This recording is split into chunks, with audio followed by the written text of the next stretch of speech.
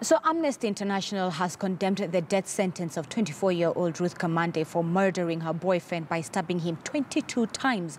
Ruth Kamande, who won a prison beauty pageant while awaiting trial, was convicted in May. The judge accused Kamande of manipulative behavior that included accessing the victim's mobile phone, as well as showing no remorse for the vicious attack.